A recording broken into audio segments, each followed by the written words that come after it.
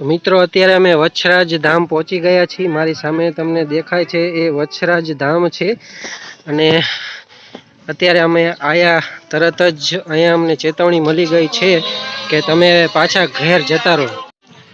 મિત્રો આ છે વચ્છરાજ ધામ, આપ જોઈ રહ્યા છો મારી સામે, ખૂબ સરસ મજાનું મંદિર છે। તો અમે જઈ રહ્યા છીએ અંદર દર્શને। મારી સામે ખૂબ સરસ મજાનું નાનું એવું મંદિર છે અને પાછળ નવું મંદિરનું નિર્માણ થઈ રહ્યું છે। તો મિત્રો આ છે વચ્છરાજ દાદાનું મંદિર। અહીંયા વચ્છરાજ દાદાનું ધડ આવીને પડ્યું હતું, તો એના સ્વરૂપે અહીંયા મંદિરનું નિર્માણ થયું છે અને અત્યારે જે પાછળ તમે જોઈ રહ્યા છો એ ખૂબ સરસ મજાનું નવું મંદિર બની રહ્યું છે અને આ છે અત્યારનું જૂનું મંદિર। તો આની પાછળ ગૌશાળા છે અને ધર્મશાળા પણ છે અને જમવાની પણ સરસ મજાની વ્યવસ્થા છે।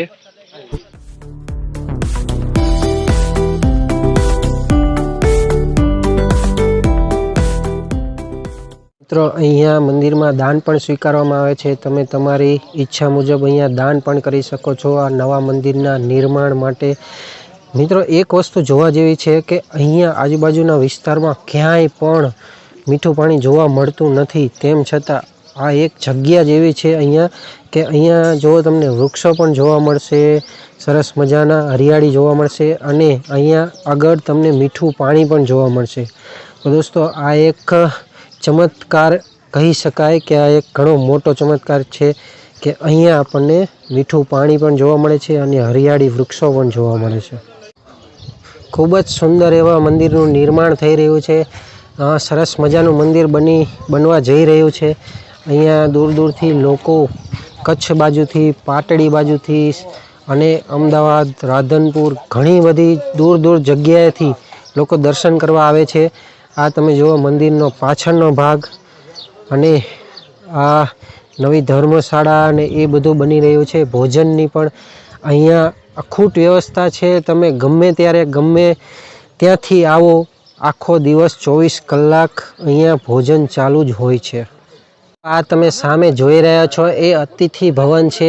તો મિત્રો વિચારવા જેવી વાત એ છે કે આવા રણ વિસ્તારમાં પણ આટલી બધી સરસ વ્યવસ્થા કરવી એ ખૂબ જ સરસ મજાની વાત છે। અહીંયા લોકો દૂર દૂરથી આવે તેને કોઈ તકલીફ ના પડે એના માટે પૂરી સગવડ, પૂરી સુવિધા આપવામાં આવે છે અને એ પણ સાવ ફ્રીમાં, કે લોકો કેટલી સેવા કરે છે એ જોવા જેવી વાત છે। અને મેઇન વસ્તુ એ છે દોસ્તો કે અહીંયા પાછળ એક ગૌશાળા છે। એ ગૌશાળામાં લગભગ 500 થી 600 ગાયો રહે છે અને એ ગાયો માટે 12 માસ અખૂટ ચારો પણ અહીંયા આવી જાય છે। તો જે લોકો સેવા કરે છે એ સરસ મજાની સેવા કરે છે, એમને મારા ખૂબ ખૂબ વંદન છે। આ રણમાં તમે એક આ વસ્તુ પણ જુઓ કે વૃક્ષ ઉપર પક્ષી માટે પણ દાણા અને પાણીની વ્યવસ્થા કરવામાં આવી છે। તો આ એક સરસ મજાનું એક પગલું ભરેલ છે ટ્રસ્ટ દ્વારા, કે ટ્રસ્ટ કહી શકો કે ગમે એ તમે વસ્તુ કહી શકો, પણ આ વસ્તુ આપણે વિચારવી પણ નથી શકતા, એ અહીંયા શક્ય બને છે।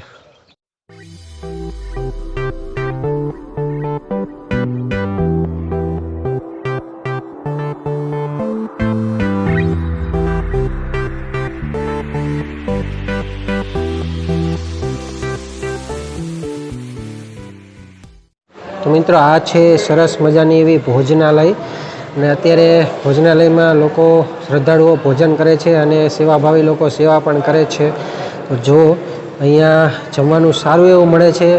હું તો કહું છું આટલા રણ વિસ્તારમાં અહીંયા આવું સારું ભોજન આપવું એ ખૂબ જ મોટી વાત કહેવાય। તો ભોજનમાં તમે જુઓ કેવી કેવી વસ્તુ છે, શાક છે, રોટલી છે, ભાત, દાળ ભાત, છાશ અને ચોખા ઘીની સુખડી પણ છે। તમે એ તો વિચાર કરો કે આ સુખડી બનાવી આટલા લોકોની એ બહુ મોટી વાત કહેવાય અને આટલી મોટી સેવા કરવી, તો અમારા એક બાપુ સેવા કરી રહ્યા છે, તો સેવા કરવી એ પણ ખૂબ મોટી વાત કહેવાય।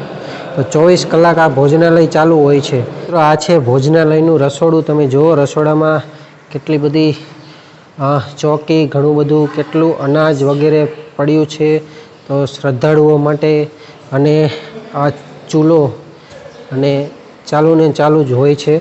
અને જો માસી બાજરો ને એ બધું સાફ કરે છે. તો આ જે સેવા છે એ એક સરસ મજાની સેવા છે. આ રસોડું છે. તો કદાચ તમે અહીંયા વછરાજ ધામનું રસોડું નહીં જોયું, અમે લોકો તમને આ રસોડું બતાવીએ છીએ. તો જો ખૂબ સરસ મજાનું એવું રસોડું છે. અને આ માસી ઘણી મોટી ઉંમરે પણ અહીંયા સેવા આપી રહ્યા છે. એ ઘઉં ને બાજરો સાફ કરી રહ્યા છે. તો આ લોકોની સેવાને એક સલામ જરૂર છે. મિત્રો, આ છે હીરા ઢોલીની સમાધિ. માનવામાં એવું આવે છે કે અહીંયા ઉપર કાન દઈને તમે સાંભળો આ સમાધિ ઉપર તો ઢોલનો અવાજ સંભળાય છે. કદાચ એ સાચું છે. ઘણા બધા લોકો અહીંયા સાંભળી રહ્યા છે. તમે લોકો જોઈ શકો છો. છોકરાઓ છે, મોટાઓ છે. તો ખૂબ સરસ એવી જગ્યા છે. જગ્યા ઉપર આવવા જેવું છે.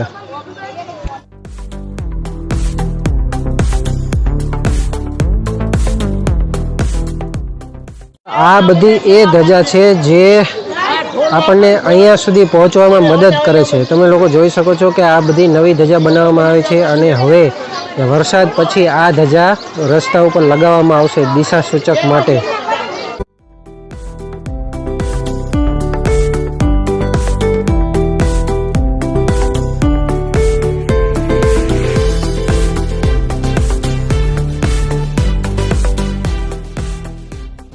મિત્રો, એ સરસ મજાનો એવો ચબૂતરો પણ બનાવેલ છે.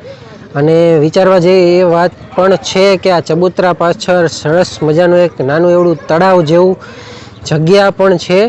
તો જુઓ તમે કે આવા ખારા પાટમાં આવી સરસ મજાના એવા મીઠા પાણીનું એક તળાવ જેવું નાનું બનાવવામાં પણ આવ્યું છે. અને ખૂબ સુંદર જગ્યા છે. મિત્રો, આ એ જગ્યા છે કે જ્યાં સતત મીઠું પાણી આવે છે. હવે ક્યાંથી આવે છે, કઈ રીતે આવે છે એ કોઈને નથી ખબર. પણ આ એ જ જગ્યા છે કે આવા ખારા વિસ્તારમાં એક સરસ મજાનું મીઠા પાણીનું આવેલું છે. તો મિત્રો, અમે અત્યારે સુરેન્દ્રનગરથી આવી ગયા છીએ વછરાજ ધામે. અને અમારી સાથે અમારા થોડા ઘણા મિત્રો છે. તો તમે લોકો ક્યાંથી આવ્યા છો? અમે ઉનાવા પ્રતાપગઢથી આવ્યા છીએ, મહેસાણા જિલ્લો. એ અહીંયાથી કેટલું દૂર થાય? અહીંથી લમસમ 170 કિલોમીટર લમસમ થાય. અને તમે લોકો કેટલી વખત અહીંયા આવ્યા છો? દર સાલે અમારા ગામનો પ્રોગ્રામ અહીંયા આવે છે. 3 થી 4 લક્ઝરી બસ આવે છે. બરોબર. અત્યારે ગામના ટૂર બનાવે, ટૂર લઈને આવ્યા છો બસ દર્શન કરવા માટે. દર્શન કરવા દર 11 અહીંયા લોકો કેવી કેવી માનતાઓ કરે છે? બધી જે કંઈ અડકાયું કૂતરું હોય, કોઈને કરડ્યું હોય, કોઈને ચોખા મોનેલા હોય, કોઈને મતલબ કોઈ પશુનું કોઈનું મોનેલું હોય, બધું કોઈ ડોક્ટરને ભાઈને છોકરો આપવાની ના પાડી હોય તો વસરાજ દાદાના આશીર્વાદથી, શ્રદ્ધા રાખવાથી એમની મનોકામના પૂર્ણ થાય છે. અને એની બાધા માટે પણ લોકો અહીંયા આવે. તમારો અલગવા મટી જાય. એક્સપિરિયન્સ કરો. આ ભાઈને જ છોકરો દાદાને આપ્યો, મને જ દાદાને છોકરો આપ્યો. અમારા પોતાના જ છે એક્સપિરિયન્સ.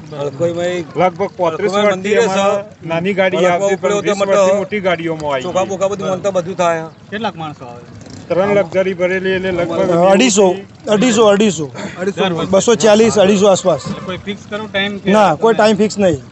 ગમે છેડછાડી સેવા ટ્રસ્ટ અંધારી 11 છોકરા દિવસ સેવા લઈને આવો. બધા છોકરાઓ આવો ગામના ટૂર જેવું. સવારે નીકળીએ 7 વાગે, સાંજે 10 વાગે ઘરે પહોંચી. તમારા ગામની ગાયો માટે લગભગ દાન, 6 ગાડી અહીં ઘઉં પૂળા માટે ઘાસપુરા, સુકા ગાયો જે એવી દાન આપીએ, અહીંયા મોકલાઈએ. દાદાની જે ગાયો છે એ તમારું ગામ અહીંયાથી કેટલું દૂર થાય? 170 કિલોમીટર. 170 કિલોમીટર. બાજુ ગામ પ્રતાપ, મહેસાણા જિલ્લો આવે. મહેસાણા ડિસ્ટ્રિક્ટ, ઊંઝા બાજુ. હા, ઊંઝા તાલુકો.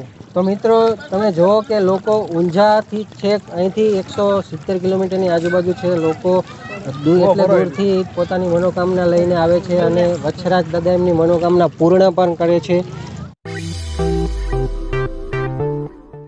તો મિત્રો, આ વછરાજ ધામનો વિડીયો